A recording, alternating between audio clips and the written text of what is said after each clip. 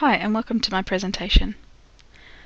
So, this presentation is about what the issues are facing languages educators today, and these are just my ideas. So I've got three. The first one that I think we face is maintaining and building numbers of students studying languages through to the HSC and beyond. So what could we do to help that? Well, we all know that it's important, and we try to be passionate advocates for languages. This is really important. And we also try, and we should try to use authentic resources which are readily available on the internet and when we go overseas. We could organise trips overseas and cultural days. And we need to be innovative in our teaching, trying new ideas. Much support is to be found in online networks such as Twitter and forums.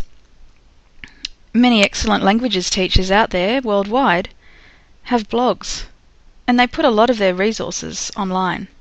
So why not create some blogs for your classes to show off what you're doing to the world? It's as simple as taking a photo of their work and putting it up there. But even if we had the time to do all of that, we still need the support of our school management. So I think that if we cultivate a professional online presence, we can ensure that we're being seen by our principals as being up to date with the latest educational thinking, and we're showing ourselves to be passionate about teaching languages. We also show that we are highly motivated to get the best achievement for our students. So why not dabble with Twitter and perhaps use it as a search engine first to find the information, start blogging for your own reflective practice, or as I said before, create a class blog and promote it within your school and to parents, or just start reading some quality educational blogs.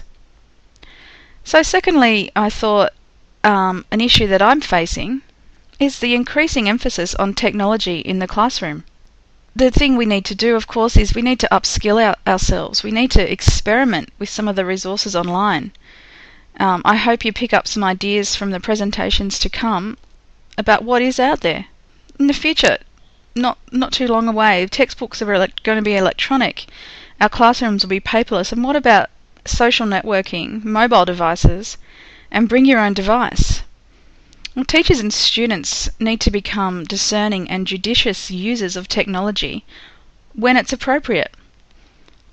As teachers, we don't need to know everything about the site or the tool. We just need to have a go. My general rule of thumb is to know how to log into a site, know what I want the students to do, and what the end product will be. And then I just let them figure it out, and that's what they're good at.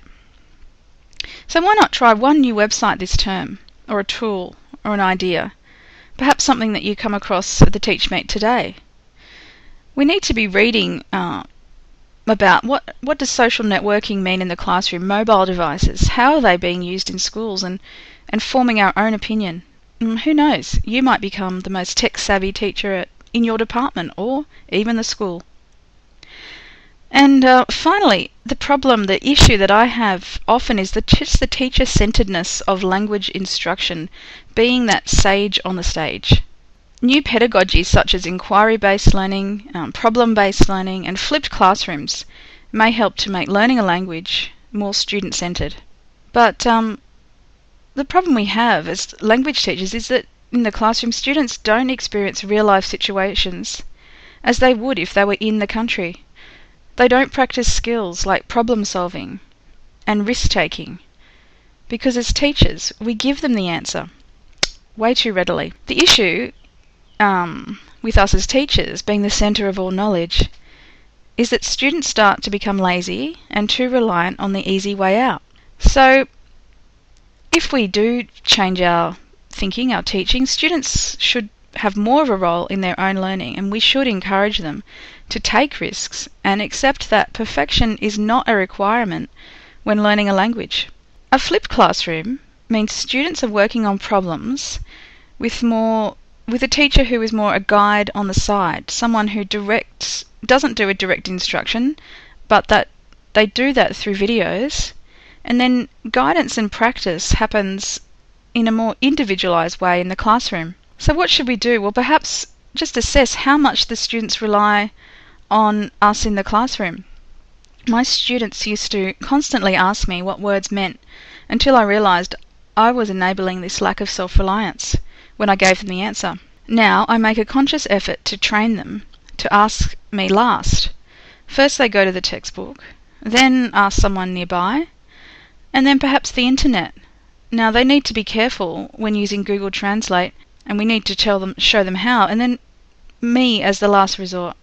So perhaps you can research what is a flipped classroom and what would it mean for you? What's it all about, and would it actually benefit your students?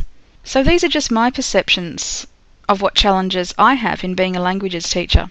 I hope you find some great ideas today, and a TeachMeet is really more about the discussions that happen over coffee and tea after the presentations, which are just a starting point. So I hope you meet some great people as well, and I'd love to chat further about this too. So thanks for listening, and please add your thoughts to my blog where I've started talking about this. It's at FrenchClassroom@wordpress.com. Thank you.